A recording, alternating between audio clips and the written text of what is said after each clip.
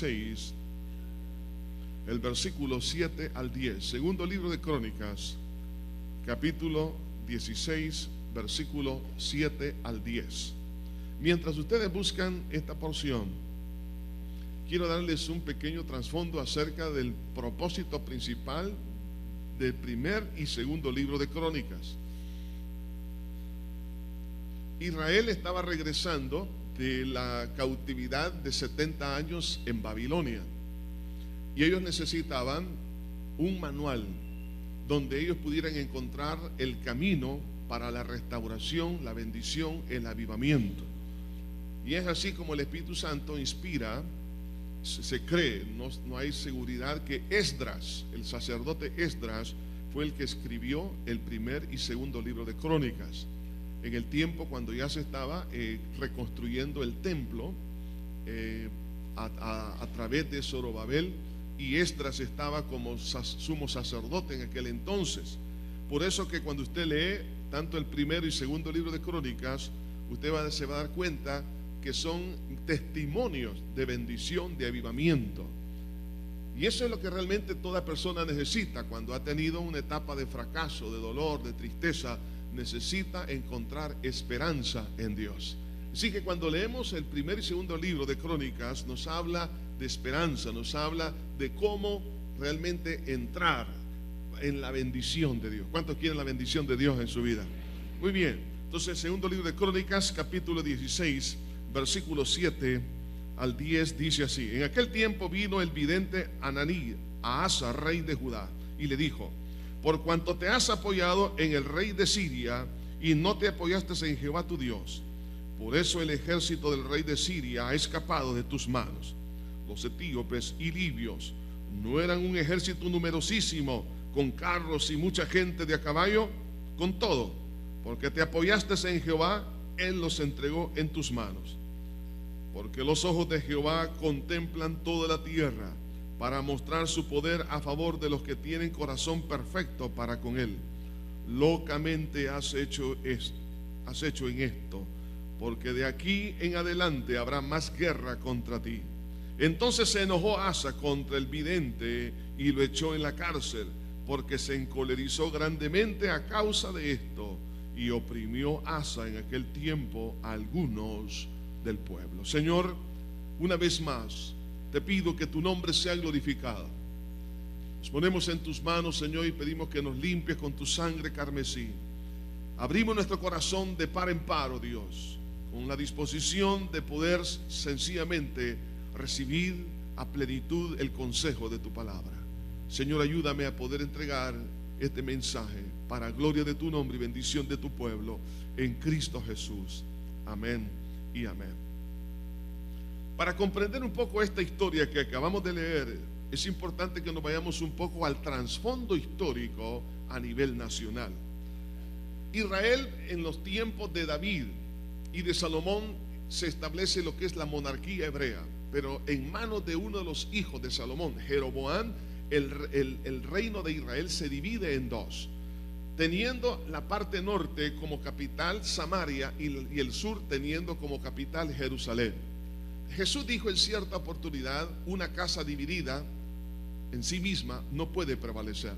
Dios siempre va en pro de la unidad, nunca en pro de la división. Es más, la Biblia dice: lo que Dios unió, no lo separe el hombre.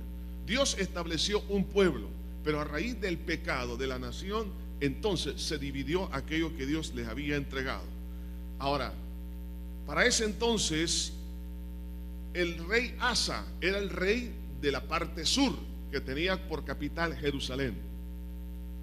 Y este rey había disfrutado de muchas bendiciones de parte de Dios. Era un hombre lleno de fe, aprendió a caminar cerca de Dios en obediencia, en consagración. Y pasaron más de 30 años de prosperidad en todo sentido. Sin embargo, de repente se levanta la nación del norte, es decir, sus hermanos se levantan en contra de él para poder destruir la ciudad de Jerusalén. O sea que estamos hablando de una guerra interna. Hermanos, cuando usted tiene un problema, tal vez con un compañero de trabajo, tiene un problema por alguna dificultad, por ejemplo financiera, tiene problemas externos. No son tan delicados, no son tan fuertes como aquellos problemas que puedan ocurrir dentro de un matrimonio, dentro de una familia. El ataque por la retaguardia son mucho más difíciles y complicados.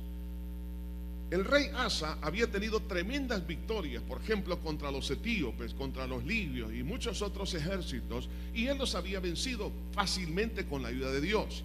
Pero cuando vino ese ataque de sus hermanos, de ese pueblo hermano, en ese momento él no supo qué hacer. La fe que había tenido a lo largo de su vida en ese momento estaba tan frágil, tan débil, que hizo él una alianza con unos mercenarios sirios, al cual tuvo que pagar para que lo defendieran.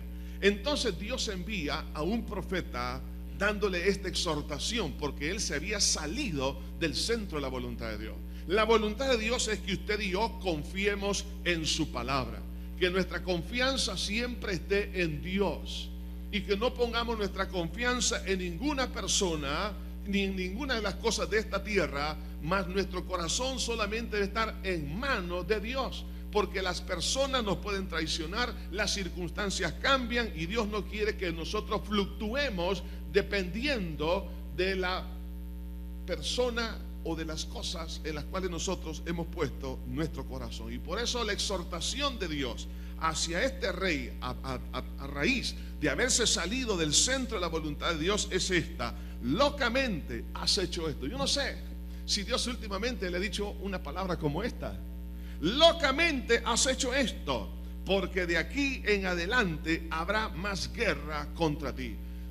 A lo mejor algunos, pensando que iban a resolver su problema, actuaron en una forma irracional, apartándose de los principios bíblicos, pensando que iban a obtener mejor beneficio, pero han encontrado más guerra, más problemas.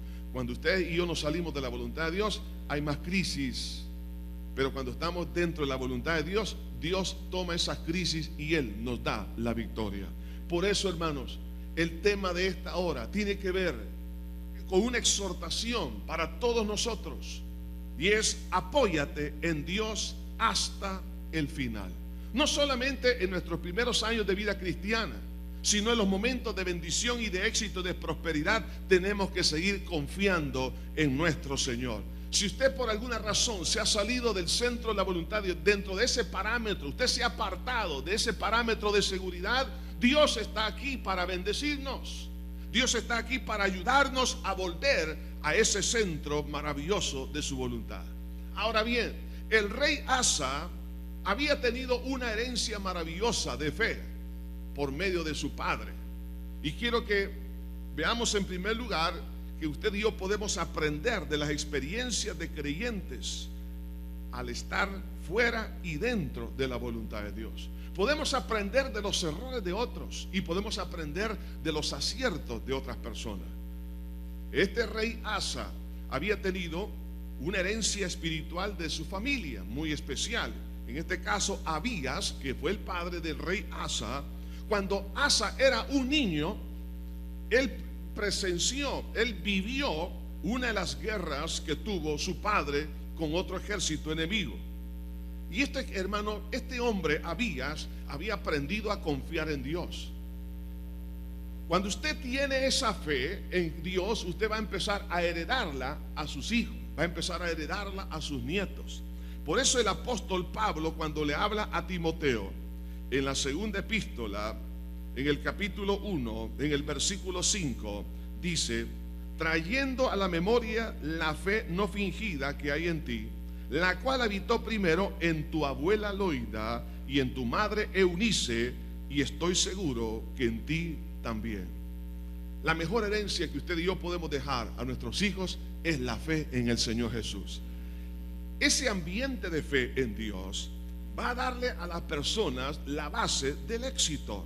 Y el valor de esta herencia que había recibido Asa, él la vivió, por ejemplo, de una manera tan especial, porque había una convicción en el corazón de Asa que al estar en la voluntad de Dios, eso da seguridad, porque él mismo lo vivió cuando era un niño.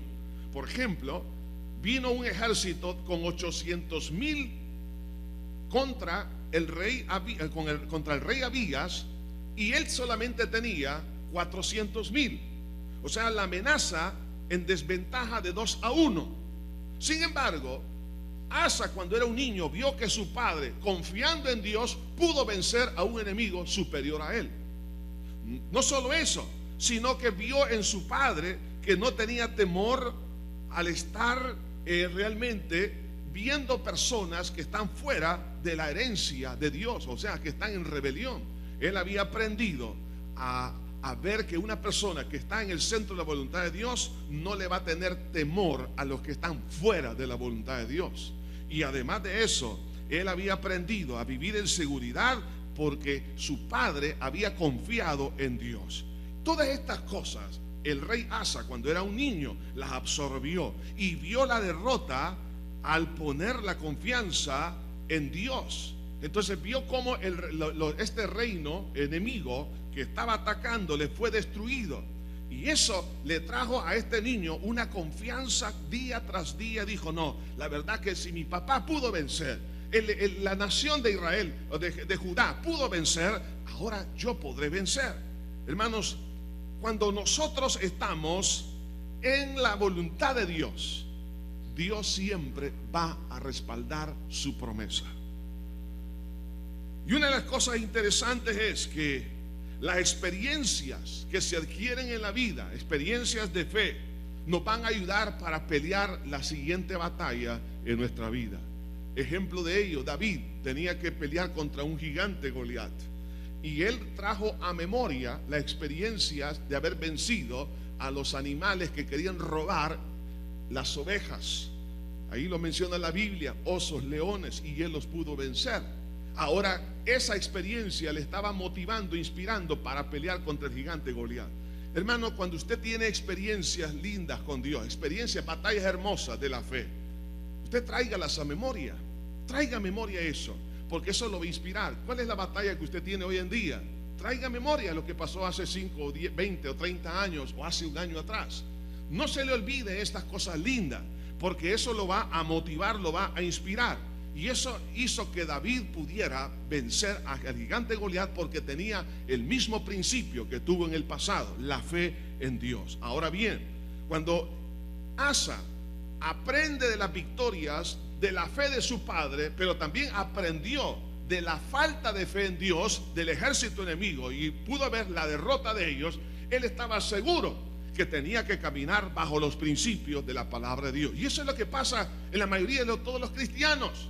Cuando tenemos experiencia, nadie puede decir que eso no ha ocurrido, porque usted sabe lo que Dios ha hecho en su vida. Dios lo ha sanado, Dios le ha restaurado su alma, le ha cambiado su manera de pensar, ha restaurado su matrimonio, Dios le ha dado bendiciones, Dios le ha prosperado aún en su negocio, en su trabajo, le ha abierto puertas que antes no las tenía. Entonces todo eso nos ayuda a caminar por fe. Y ahora, cuando muere Abías y viene este joven rey llamado Asa, toma la posición de su padre, en ese momento entonces él pone en práctica el mismo principio.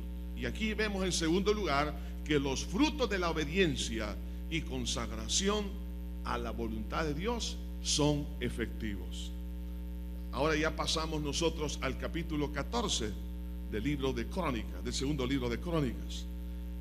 Y vean aquí algo interesante que ocurre. Vamos a leer a partir del versículo 1. Durmió Abías con sus padres y fue sepultado en la ciudad de David, y reinó en su lugar su hijo Asa, en cuyos días tuvo sosiego el país por 10 años. E hizo Asa lo bueno y lo recto ante los ojos de Jehová su Dios, porque quitó los altares del culto extraño y los lugares altos, quebró las imágenes y destruyó los símbolos de acera. Y mandó a Judá que buscase a Jehová, el Dios de sus padres, y pusiese por obra la ley y sus mandamientos. Lo que vemos aquí, la primera decisión que toma este joven por la herencia que había recibido, pone en práctica la consagración. Y la consagración tiene dos etapas importantes. Una es quitar y la otra es establecer. ¿Qué es lo que este joven rey quita? Quita lo prohibido, lo que está fuera de la voluntad de Dios. Por eso empieza a destruir altares a los dioses Además de eso, los cultos extraños, todo lo que está fuera de la voluntad de Dios. Hermanos, quiere ser bendecido usted por parte de Dios. Usted no puede tener un odre viejo y pedirle a Dios el vino nuevo. Tenemos que tomar una determinación. Señor, quita mis malos pensamientos. Arranca, Señor, las malas emociones. ¿Cuántas personas quieren ser bendecidos llenos de amargura y de odio y de venganza? No puede ser. Usted quiere tener un nuevo matrimonio. Usted necesita sacar estas cosas que no son buenas. Algunas personas podrían decir, bueno, hermano, yo amo a esta persona y por eso soy una persona celosa. Oiga, el celo no es de Dios. El celo es algo carnal y en algunos casos, como dice Santiago, los celos son diabólicos. Entonces, usted quiere tener bendición, tiene que arrancar eso. Si alguien está, digamos, defraudando, estafando, tiene que sacar eso de su práctica para que Dios lo pueda bendecir. Cosas extrañas, cosas que no están aprobadas por Dios. Entonces, ¿qué hizo este hombre? Sacó todo esto y ¿sabe qué? Y estableció lo que Dios quería. Saúl cometió un gravísimo error en su reinado y fue que él quiso tener comunión con Dios andando en rebeldía. Usted dice, bueno, yo quiero que Dios me bendiga, pero yo voy a hacer lo que yo quiero. Jamás Dios lo va a bendecir. Dios va a bendecirnos cuando nosotros tomamos el yugo de Cristo. Cuando Él dijo, aprended de mí que soy manso y humilde de corazón, llevad mi yugo, dice el Señor, sobre vosotros. Es decir, en ese momento que yo acepto que la palabra gobierne mi vida, entonces Dios empezará a bendecirnos. Pero si yo me salgo fuera del marco bíblico, no debo de esperar que Dios me respalde en mis proyectos, en mis decisiones, en mis sentimientos. Dios no va a respaldar absolutamente nada de eso. Entonces, cuando quitó los altares, todo lo que era prohibido, entonces dice el versículo 4, y mandó a Judá que buscase a Jehová, el Dios de sus padres, y pusiese por obra la ley y sus mandamientos. Entonces es ahí cuando vamos entonces a establecer lo que a Dios le agrada. ¿Qué es lo que a Dios le agrada? En primer lugar, Dios quiere que todos seamos salvos. Dios dice en su palabra que Él no quiere que nadie se pierda, sino que todos procedan al arrepentimiento. Es la voluntad de Dios salvar al mundo. La voluntad de Dios es que vivamos en rectitud, que seamos discípulos de Cristo. Dios desea que vivamos en santidad. Dios desea que amemos a nuestro prójimo. Dios desea que no seamos hipócritas, sino que seamos transparentes los unos a los otros, seamos sinceros de corazón. Dios desea muchas cosas que están en su palabra, pero eso no lo voy a poder establecer si primero no limpio la casa. No puedo en una taza sucia poner un café, tengo que lavar la taza. Eso es consagración, quitar lo sucio y llenar aquel recipiente con las cosas que son de Dios. Y eso lo hizo este hombre. ¿Por qué? Porque había aprendido de su padre a caminar por fe. Estimado padre, familia, sus hijos están viendo su fe. Algo que van a valorizar los hijos, más que si usted les ha dado de comer, si les ha dado los estudios, es el tesoro de la fe. Para mí me quedó tan marcado las palabras de mi madre cuando yo tenía 8 años, cuando nos dijo a nosotros: hijos, si algo les voy a dejar en herencia, va a ser el evangelio del Señor Jesús. Es lo mejor que nosotros podemos dejar a nuestros hijos, lo mejor que un abuelo puede hacer por sus nietos, dejar en herencia esta bendición. Ahora bien, cuando la fe y la consagración se están enraizando en nuestra vida, Dios va a permitir, y oiga esto, va a permitir algunas pruebas que sean necesarias para cimentar esa fe y esa consagración. No se sorprenda. Vea, en este momento cuando la nación y el rey andaban en obediencia con Dios, se levanta aquí una batalla.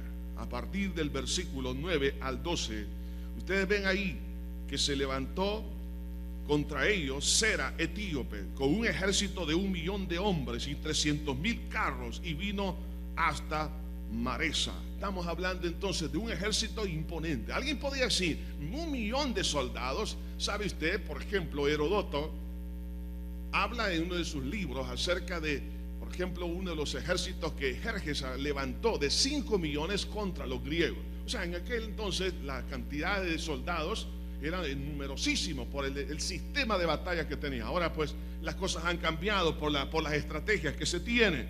El punto es que había aquí un ejército enorme, los etíopes, estaban invadiendo. Hermano, cuando usted está buscando el rostro de Dios, no debe de temer los ataques del enemigo, porque si Dios está con usted, Dios va a pelear esa batalla. Y el propósito, oiga bien, el propósito de Dios detrás de esa guerra, quizás usted ha estado caminando con Dios y de repente le comunican de un problema de salud que es a lo mejor irreversible, por un problema a lo mejor de familia, un problema laboral, de repente lo despiden de su trabajo o cualquier otra situación. Ese tipo de crisis o de problemas, hermano, sencillamente son abonos para que la fe pueda crecer y la consagración se pueda enraizar. Por eso Santiago en el primer capítulo, en el versículo 1, versículo 2 dice: hermanos míos, tened por sumo gozo cuando os halléis en diversas pruebas, sabiendo que la prueba de vuestra fe produce paciencia. Oiga, la palabra paciencia se puede traducir aquí como resistencia. Hace unas 3 semanas atrás aproximadamente me invitaron aquí unos jóvenes a jugar fútbol. ¿Se puede usted imaginar eso, hermanos? A las 2 de la tarde, un día sábado, de 2 a 3, después de 25 años de no jugar fútbol.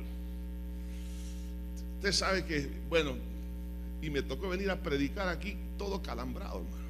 Me dolía todo. Pero había los primeros 10 minutos, yo no soporté algo, porque claro, uno ya deja de jugar. En mi juventud sí jugué básquetbol, béisbol, fútbol, pero ahora ya no, hermano. Y entonces, pero yo lo que necesitaba era resistencia. Yo lo que quería era tener el mismo aire que tenía en mi etapa de juventud, que la pasé hace 3 años atrás. Entonces yo quería eso. Entonces yo me recuerdo que me acurrucaba y de repente cuando veía la pelota, porque estaba jugando con los jóvenes de aquí en la iglesia, y entonces dije, me voy a levantar y me voy a levantar. Mi hermano, increíble, hice un milagro, jugué 1 hora con ellos. Entonces, aunque después ya miraba todo gris, miraba todas las cosas que se me movían, pero uno lo que más anhela es resistencia. ¿Sabe qué es lo que Dios quiere, hermanos?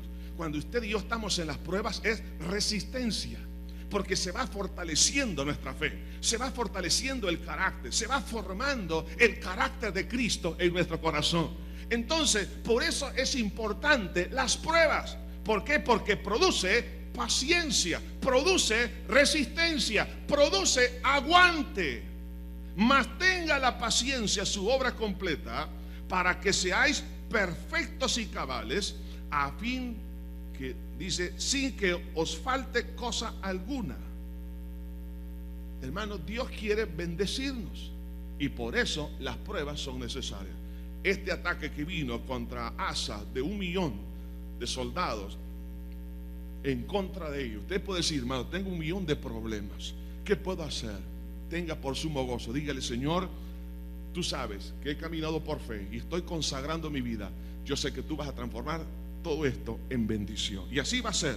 Efectivamente, hubo una tremenda victoria. Es como los exámenes, los laboratorios en los estudios universitarios, aún del colegio. Son importantes los exámenes porque ellos nos ayudan a fijar los conocimientos, a poder saber si hemos aprendido. Entonces Dios pasa distintos exámenes y laboratorios a lo largo de nuestra vida cristiana. Por ejemplo, usted tiene una persona difícil de soportar ahí en su trabajo y entonces dice: pero Señor, ¿por qué no me quita a esta persona? Dios dice: no, es que es un examen que te estoy pasando a ti.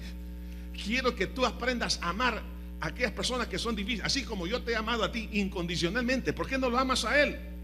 Si yo te perdoné tantas cosas a ti, ¿por qué no puedes perdonar una mala mirada? Entonces, así Dios pasa de alguna manera algunos exámenes con el propósito que examinemos realmente qué está pasando en nuestro corazón y podamos nosotros fortalecer aquellas áreas de nuestra vida espiritual. Ahora bien, cuando hubo una victoria impresionante, porque a partir del versículo 12 dice claramente: y Jehová, dice, deshizo a los etíopes delante de Asa y delante de Judá, y huyeron los etíopes. Entonces vemos aquí una tremenda victoria. Cuando usted y yo estamos en victoria, todo va bien, las cosas de ahora ya están tranquilas. Hermanos, mire, Dios va a afirmar nuestro caminar por la fe. ¿Y qué hizo Dios? Dios le envió un profeta para animarlo, para decirle: adelante, me gusta lo que estás haciendo. Has aprendido a confiar, no en ti, sino en mí. Vea lo que dice en el versículo 1 del capítulo 15. Vino el Espíritu de Dios sobre Azarías, hijo de Obed, y salió al encuentro de Asa y le dijo: oídme, Asa y todo Judá y Benjamín, Jehová estará con vosotros si vosotros estuviereis con él, y si le buscareis, seré hallado de vosotros, mas si le dejareis, él también os dejará. Muchos días ha estado Israel sin verdadero Dios y sin sacerdote que enseñara y sin ley, pero cuando en su tribulación se convirtieron a Jehová Dios de Israel y le buscaron, él fue hallado de ellos. En aquellos tiempos no hubo paz, ni para el que entraba ni para el que salía, sino muchas aflicciones sobre todos los habitantes de la tierra, y una gente destruía a otra y una ciudad a otra ciudad, porque Dios los turbó con toda clase de calamidad. Pero esforzaos vosotros y no desfallezcan vuestras manos, pues hay recompensa para vuestra obra. ¿Qué es lo que Dios le está diciendo? Asa, la obra que tú estás haciendo, confiar en mí, te animo que sigas adelante. ¿Por qué razón? Porque hay recompensa. Y le pone un ejemplo contrario. Es la parte norte de la nación de Israel, que se alejaron de Dios. ¿Y qué le pasó? Tuvieron guerra, no había paz, se mataban entre ellos, entre las ciudades, hubieron muchas calamidades, muchas tribulaciones. Y ahora Dios le está diciendo aquí a Asa: Asa, sigue adelante. Dios lo está afirmando. Y en ese momento que él recibe palabra de Dios, ¿cuántos han recibido palabra de Dios últimamente? Después de una tremenda victoria de parte de Dios, en ese instante los mismos resultados los animan a uno. Dice: Señor, gracias. Gracias. Hace unos momentos me estaban contando de un testimonio de una sanidad, y la persona que nos compartía este testimonio lo hacía con alegría, con gozo. ¿Por qué? Porque cuando Dios actúa, produce ánimo en nuestro corazón. Los resultados, los cambios que Dios pueda operar en el hogar, los cambios en el trabajo, los cambios internos. Cuando usted mira eso, entonces claro, usted se anima a seguir adelante en los caminos del Señor. No solo fue afirmada esa decisión de poder estar en el centro de la voluntad de Dios, porque el centro de la voluntad de Dios es que nosotros dependamos de Dios y confiemos en Él. Por eso Dios le dice: pero esforzaos vosotros y no desfallezca vuestras manos, pues hay recompensa para vuestra obra. ¿A qué obra se está refiriendo? A la obra de confiar en Dios. Y cuando viene el mensaje de parte de Dios, como dice el versículo 1, vino el Espíritu de Dios sobre Azarías, hijo de Obed. Cuando Dios le habla por la lectura bíblica, le habla por un mensaje, le habla por un testimonio, le habla por el testimonio interno del Espíritu Santo a su espíritu humano. Cuando Dios le está ministrando, le está hablando, lo está animando.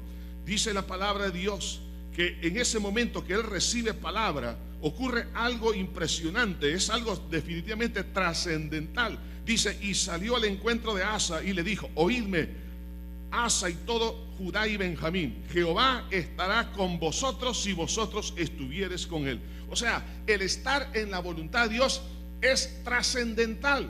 No es una opción, es algo de vida o de muerte. Es trascendental, porque si yo dejo la voluntad de Dios, Él dice: y si le buscareis, seré hallado de vosotros, mas si le dejareis, Él también os dejará. Yo creo que nadie quiere que Dios se aparte de su vida, o que la bendición de Dios se aparte. Todos queremos ser bendecidos por parte de Dios, pero es necesario estar en el centro de su voluntad. Así que la importancia es trascendental de estar en su voluntad. Por eso Romanos capítulo 12 nos dice que presentemos nuestro cuerpo en sacrificio vivo, santo y agradable a Dios, que es vuestro culto racional, para que comprobéis cuál sea la agradable y perfecta voluntad de Dios. Hermanos, es mejor estar en la voluntad de Dios que fuera de ella. Es trascendental. Además de eso, vino a ser afirmada la convicción de Asa de vivir en la voluntad de Dios por las experiencias dolorosas que otros pasaron, porque ahora estaba viendo a sus enemigos derrotados. Los que no caminaron en la voluntad de Dios estaban derrotados. Entonces dice: no, gracias Señor porque me libraste de esto. O sea que aún las derrotas de otros nos inspiran a que nosotros no caigamos en el mismo error. Pero vemos también algo, que en el momento que Asa recibe esta palabra, él rentabilizó, hermano, la consagración.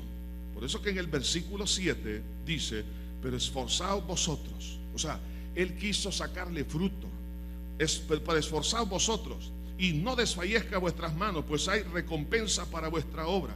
Cuando oyó Asa las palabras y la profecía del profeta Azarías, hijo de Obed, cobró ánimo. Oiga esto: cuando usted recibe esa palabra, hermano, cuando Dios le ha confirmado algo, usted recibe ánimo. Usted está triste, pero en ese momento Dios le va a alentar, lo va a animar. No solo eso, mas dice la escritura: y quitó los ídolos abominables de toda la tierra de Judá y de Benjamín, y de las ciudades que él había tomado en la parte montañosa de Efraín. En otras palabras, él empezó a purificar lo conquistado. Él empezó a quitar todas las cosas que estaban fuera de la voluntad de Dios, de lo que él había conquistado. Cuando Dios le dé algo, hermano, y eso está contaminado por malos, digamos, antivalores que están metidos ahí, por ejemplo, en la forma de trabajo. Si Dios le da un trabajo, le da algo, quita todo lo que es sucio, todo lo que no conviene. Entonces, eso lo empezó a hacer Asa.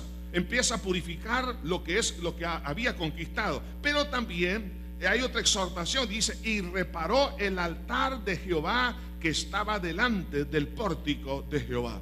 O sea que la gente se había olvidado de Dios, pero ahora lo que está haciendo es volver al primer amor. Al restaurar este altar significa volver al primer amor. Había tanto ánimo que este hombre quería amar a Dios sobre todas las cosas. Una de las cosas más descuidadas hoy en día en la iglesia es que no estamos amando a Dios con todo nuestro corazón, con toda nuestra mente y con toda nuestra fuerza. Quizás algunos están amando más a una persona que a Dios mismo. Y dentro de la iglesia hay muchos que son idólatras, porque aún hasta adoran al novio, a la novia, al esposo, a la esposa, a los hijos, a los padres. Eso es pecado. A Dios hay que amarlo con todo el corazón, con toda la mente y con toda la fuerza. Hay que amar, sí, a los seres queridos, pero no idolatrarlos. ¿Qué significa entonces esa idolatría? Es poner a esa persona o algo en el centro del corazón. En el centro del corazón solo debe estar Jesucristo, solo debe estar Dios. Entonces empezaron a restaurar, dice aquí, el altar. No solamente eso, sino que al ver la consagración, fíjense, el pueblo, al ver la consagración del líder, de Asa, ellos también se animaron y empezaron ellos entonces a consagrarse. Hermano, aquellos que están bajo nuestra responsabilidad van a empezar a animarse y decir: no, si a esta persona al consagrarse Dios le está bendiciendo, yo también lo voy a seguir. ¿Y qué hizo la nación de Israel? A partir del versículo, dice 11 del capítulo 15, dice: y en aquel mismo día sacrificaron para Jehová del botín que habían traído 700 bueyes y 7,000 ovejas. Entonces prometieron solemnemente que buscarían a Jehová Dios de sus padres de todo corazón, de toda su alma, y que cualquiera que no buscare a Jehová el Dios de Israel muriese, grande o pequeño, hombre o mujer. Y jurando a Jehová con gran voz y júbilo, al son de trompetas y de bocina, todos los de Judá se alegraron de este juramento, porque de todo su corazón lo juraban y de toda su voluntad lo buscaban, y fue hallado de ellos, y Jehová les dio paz por todas partes. Entonces vemos aquí que la consagración de los que estaban bajo la responsabilidad de Asa empezaron entonces a entrar en esa misma dimensión. Además de eso, mire, otro resultado interesante es que comenzó Asa, por este mismo ánimo que recibe de parte de Dios, a limpiar la mala herencia familiar. La mamá de este rey tenía ciertas cosas que no eran agradables ante los ojos de Dios. Cuando una persona está en buena comunión con Dios, no va a tolerar cosas que son fuera de la voluntad de Dios, aunque estén en el corazón de un ser querido. Dice el versículo 16: y aún dice, a Maaca, madre del rey Asa, él mismo la depuso de su dignidad. Oiga esto, o sea que estaba dando mal ejemplo, porque había hecho una imagen de acera, y Asa destruyó la imagen y la desmenuzó y la quemó junto al torrente de Cedrón. ¿Qué es lo que hizo este hombre? Mamá, yo te amo, pero no voy a permitir que tú estés colaborando en algo que es contrario a la voluntad de Dios. Cuando un hombre y una mujer está consagrándose a Dios, puede discernir las cosas buenas que los padres han hecho y las cosas negativas. ¿Cuántos están siguiendo herencias negativas de papá o de mamá? Es que me recuerdo que algunas personas me han dicho: hermano, mire, yo tengo este problema del alcoholismo porque mi abuelo, mi papá, etcétera, etcétera, todos eran alcohólicos, así que yo también, hermano. Entonces, eso es normal, ha sido normal en la familia. Sí, normal dentro del sistema carnal, mundano, pero no normal dentro del cuerpo de Cristo. Hay hábitos, por ejemplo, hay personas que han hecho malos negocios. No hemos visto casos, por ejemplo, en los periódicos, que han habido padres que han influido en la vida de los hijos para que se involucren en negocios ilícitos. Y entonces arrastran a toda la familia porque es una mala herencia. Hermano, usted y yo debemos apreciar y honrar a nuestros padres y amarlos. Pero si nosotros podemos detectar algo que ellos hicieron que no estaba bien, entonces eso tenemos que sacarlo de nuestro corazón. Tenemos que renunciar a seguir ciertos patrones. Entonces viene Asa y rompe con ese patrón o esa herencia que la mamá estaba dándole ahí. Entonces por eso él tuvo que tomar una determinación hacia su madre en ese sentido. Y no solo empieza a limpiar de la mala herencia familiar, sino al entregar a Dios lo que es de Dios. Dice el versículo 18: y trajo a la casa de Dios lo que su padre había dedicado y lo que él había consagrado: plata, oro y utensilio. ¿Qué significa eso? Cuando usted está animado porque Dios le está ministrando en su corazón, le vamos a entregar a Dios lo que es de Dios y al César lo que es de César. Entonces nuestra vida le pertenece a Dios, nuestra familia es de Dios. Vamos a tener una facilidad de consagración en todas las áreas de nuestra vida. Ahora, hasta este momento estamos hablando a que habían transcurrido más o menos unos 30 años de éxito y de bendición en la vida de este rey.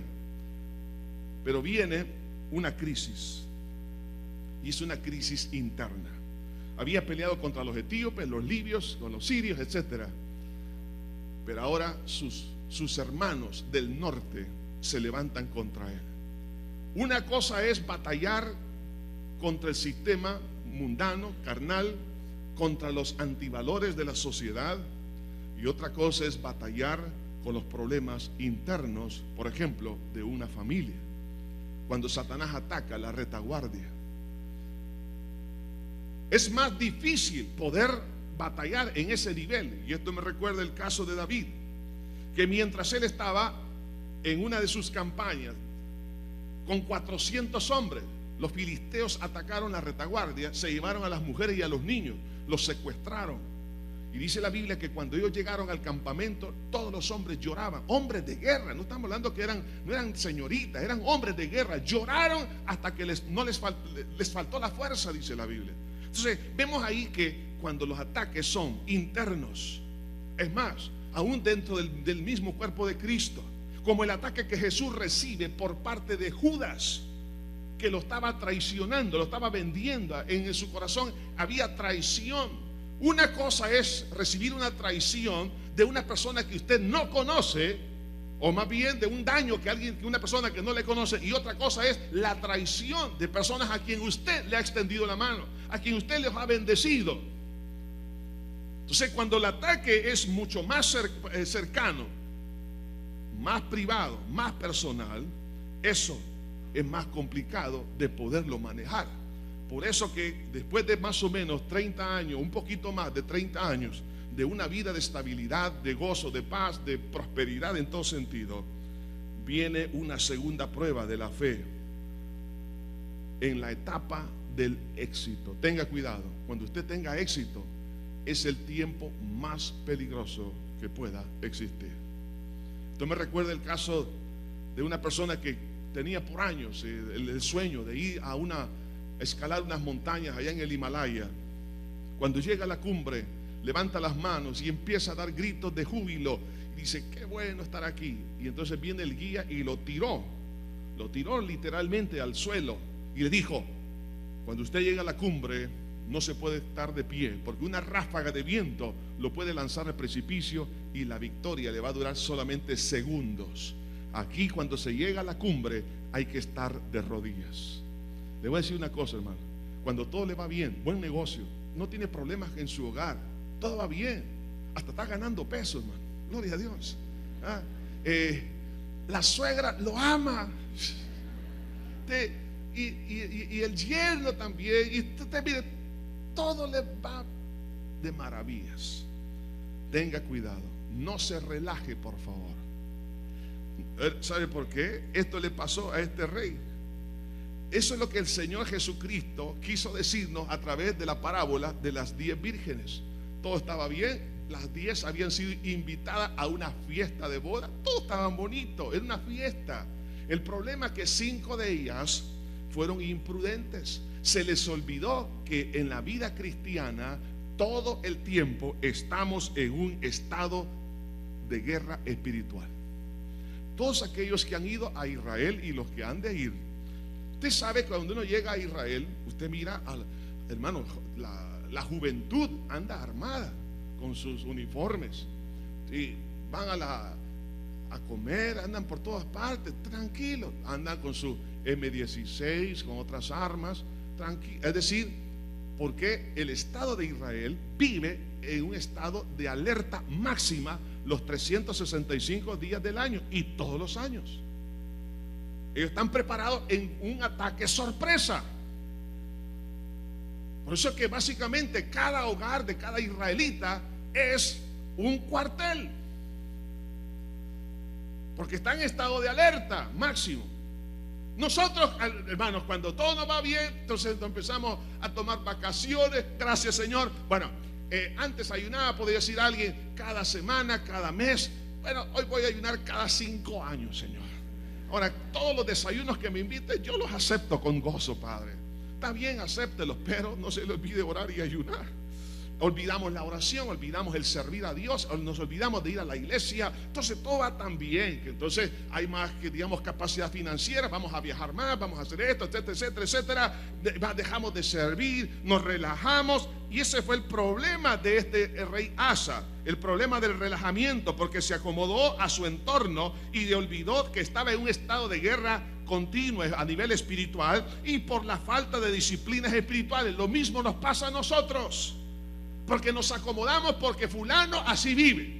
Además de eso, se nos olvida que el cristiano debe de estar en alerta máxima los 365 días del año, porque el enemigo número 1, Satanás, anda como león rugiente buscando a quien devorar, y espera que se debilite ese cristiano para atacarlo.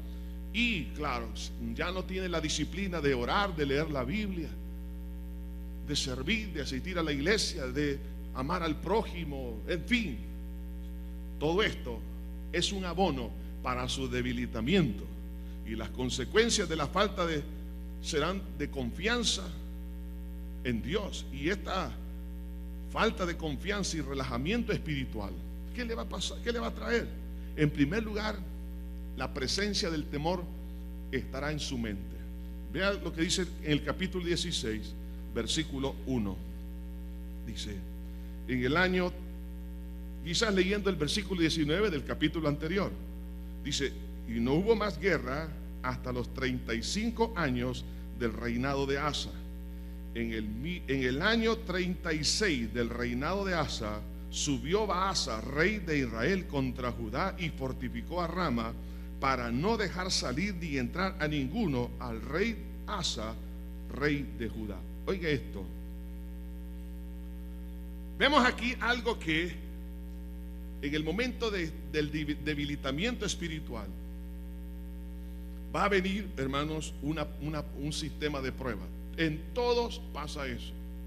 Hay pruebas al inicio de la vida cristiana, hay pruebas a la mitad de la vida cristiana, y habrá pruebas al final de la vida cristiana. No debe usted relajarse, siempre habrá pruebas. La diferencia es qué tan fuerte estoy para enfrentar cada una de estas pruebas. En este caso, como se había debilitado, entonces el temor entró en el corazón de este rey. ¿Por qué razón? Versículo 2. Entonces sacó Asa la plata y el oro de los tesoros de la casa de Jehová y de la casa real, y envió a Ben-Hadad, rey de Siria, que estaba en Damasco, diciendo: haya alianza entre tú y yo, como lo hubo entre tu padre y mi padre. Lo que vemos aquí, que este hombre ya no tenía el nivel de fe que antes tenía, en confiar en Dios.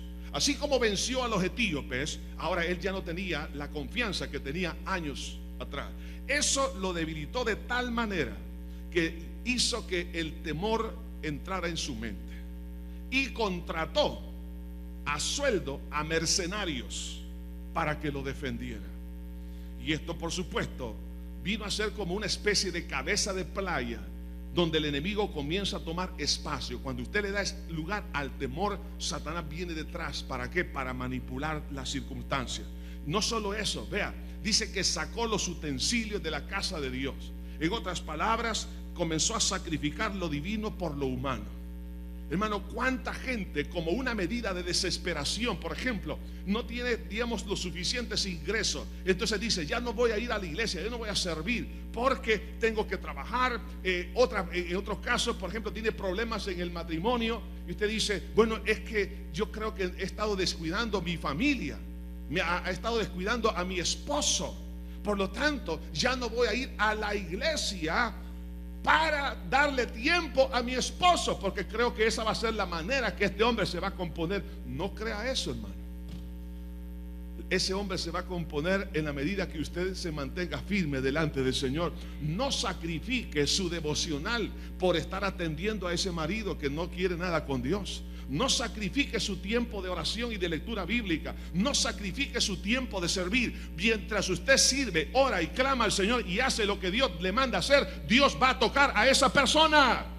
Dios se va a encargar de hacer ese milagro. ¿Se recuerda usted del caso de José y María? María no podía explicarle el embarazo sobrenatural que había en ella, pero Dios se encargó de explicarle a José en sueño que lo que en ella había ocurrido era por obra del Espíritu Santo. Dios va a pelear su batalla en la manera que usted ni sospecha, pero no abandone la voluntad de Dios, porque ahí está el centro de toda clase de bendición celestial. Hermanos, no descuide, por favor. No venda, por favor, no sacrifique las cosas de Dios por las cosas humanas, por estrategias humanas. ¿Y qué pasó también en la vida de este hombre? Cambió la fe en Dios por lo humano. Alianzas, es decir, con metodología, estrategias puramente humanas que no funcionan. Y no solo eso, sino que intercambia lo menos por lo más. La exhortación de Dios en el versículo 6 de este capítulo 16 dice: entonces el rey Asa tomó a todo Judá y le llevaron a Rama la piedra y la madera con que Baasa edificaba, y con ella edificó a Jeba y Mispa. En aquel tiempo vino el vidente Ananí a Asa, rey de Judá, y le dijo: por cuanto te has apoyado en el rey de Siria y no te apoyaste en Jehová tu Dios, por eso el ejército del rey de Siria ha escapado de tus manos. Oiga bien, cuando un cristiano se sale fuera de la voluntad de Dios, ¿qué es lo que le quedan? Piedras. Y le dice: mira, este es el botín, piedras que trajo tu enemigo para edificar, y ahora tú las estás ocupando para edificar tus propias ciudades. Pero ¿sabes qué? El ejército del rey de Siria se escapó de tus manos. Cuando una persona se sale de la voluntad de Dios, va a intercambiar lo menos por lo más. En otras palabras, va a ir perdiendo cada día más y más y más y más. Oiga bien esto: en el centro de la voluntad de Dios está toda clase de bendición. No se engañe, no diga: es que voy a triunfar. No, le van a quedar piedras, le van a quedar cosas inservibles, y las grandes victorias, las grandes bendiciones se le van a escapar. ¿Por qué razón? Por la falta de confianza en Dios. Lo saca del centro de la voluntad de Dios. Y eso pasó con Asa. Asa un tiempo vivió en la voluntad de Dios, pero ahora se apartó de la voluntad de Dios por su incredulidad.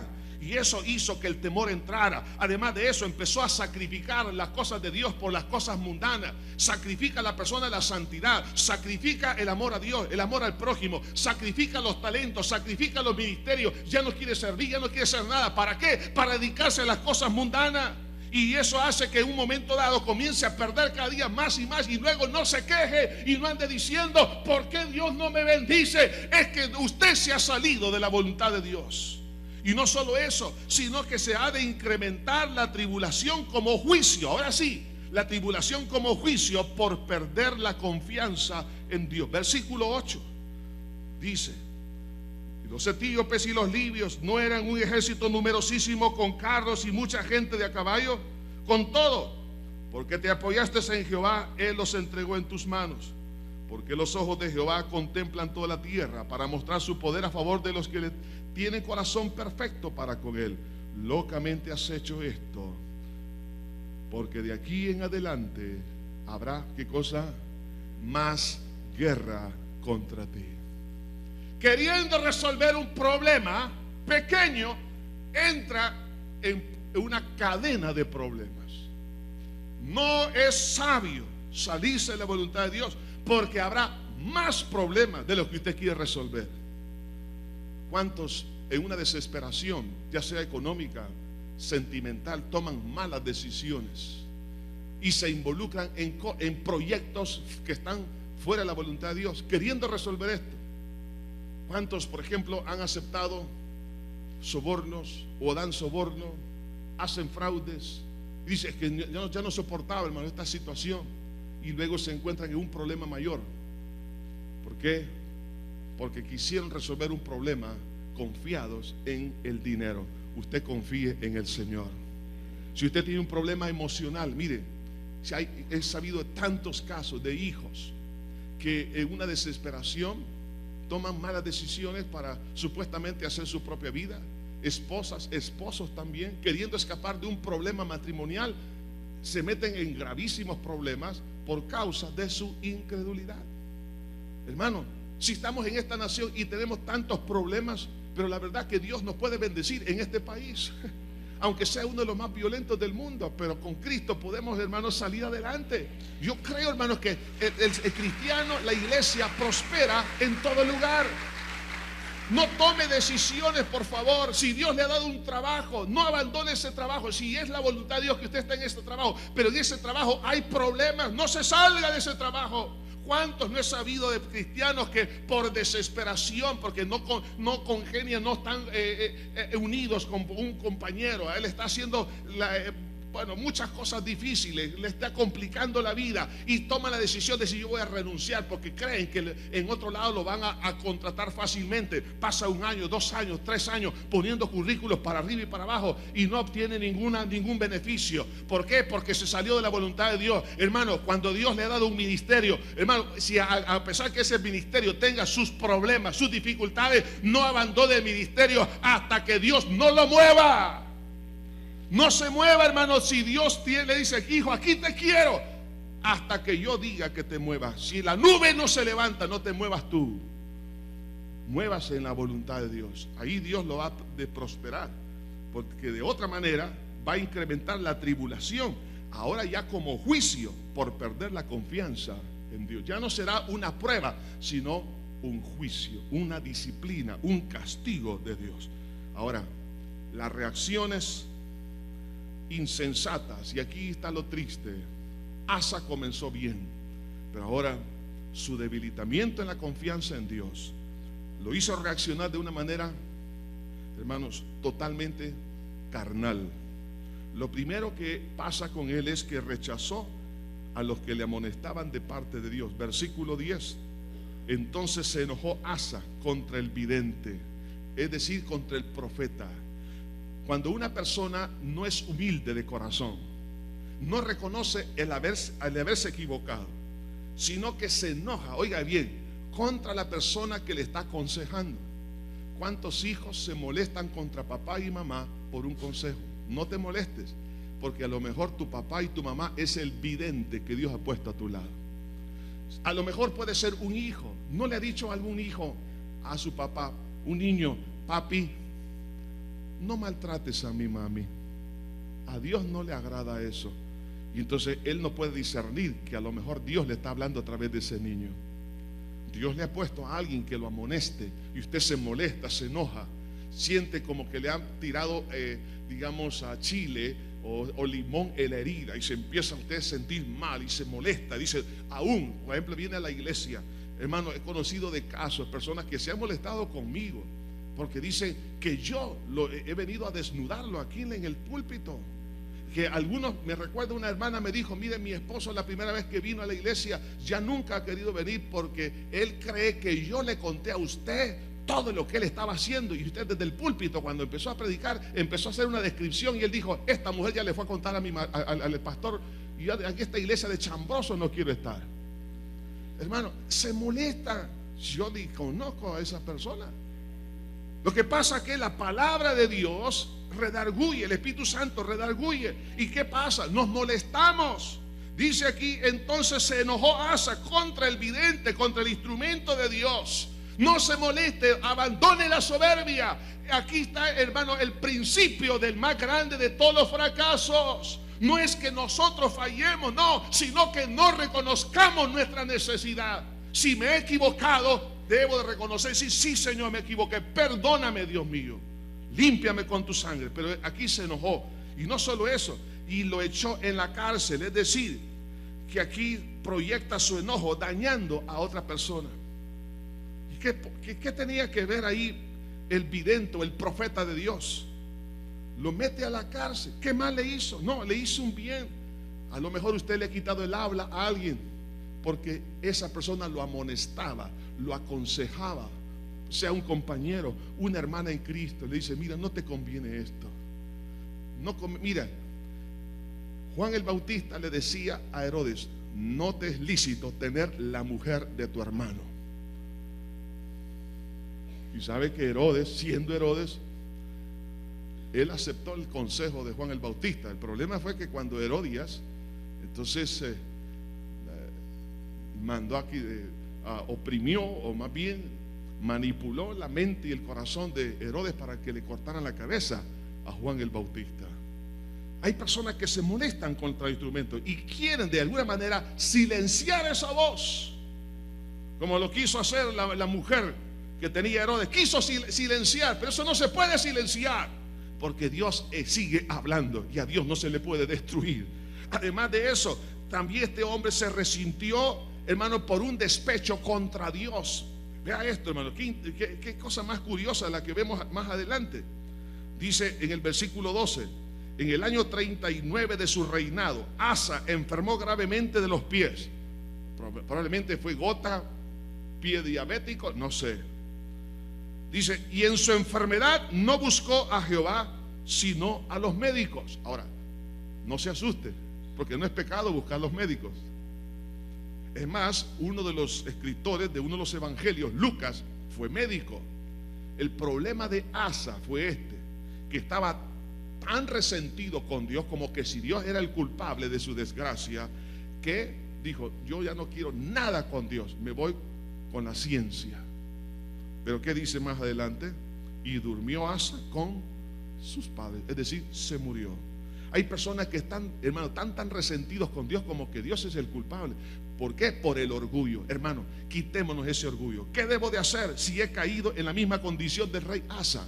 Si vivimos en una etapa de bendición por estar en el centro de la voluntad de Dios, pero ahora nos hemos salido de la voluntad de Dios y las cosas se están complicando, ¿qué debo de hacer? Primero, pedir perdón por el acomodamiento al sistema de la mayoría, hermano, por habernos enfriado. Tengo que pedir perdón por la negligencia espiritual, por no haber abonado mi fe, por no haber leído la palabra, por haber dejado el servicio, por haber dejado el evangelismo, el discipulado. Tengo que también volver a creer en la palabra de Dios sobre mis propias opiniones y las opiniones de los demás. Si quiero buscar una restauración, tengo que volver a creer en la palabra. Cuarto, volver al centro de la voluntad de Dios. Si usted está fuera de la voluntad de Dios, no siga allí. ¿Por qué? Porque ahí habrá más guerra, ahí habrá más tribulación, más angustia. Hermano, la voluntad de Dios es agradable y es perfecta. Aunque vaya en contra de lo que yo quiero, Dios siempre tiene la razón. Por eso Jesús en Getsemaní dijo, no se haga mi voluntad, sino tu voluntad. Y esa voluntad le trajo a usted y a mí salvación y vida eterna. Hermanos, hay que volver al centro de la voluntad de Dios. Y aquí está la voluntad de Dios escrita en su palabra. Tengo que volver al primer amor. amar a Dios sobre todas las cosas, y tengo que aceptar la amonestación de Dios por medio de sus mensajeros. Si Dios me amonesta a volver a la voluntad de Él, gloria a Dios, dele gracias a Dios. David, cuando fue amonestado por Natán, regresó a la voluntad de Dios.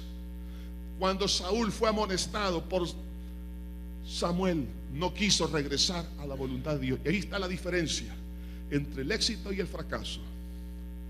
Unos no se levantan porque son obstinados de corazón, cabeza dura, y dicen: no me importa, esto es lo que yo quiero y en esto voy a morir. Así vas a morir, conforme a vuestra fe. Pero aquel que acepta y se humilla y dice: me equivoqué, perdóname, Señor, vuelvo a tu voluntad.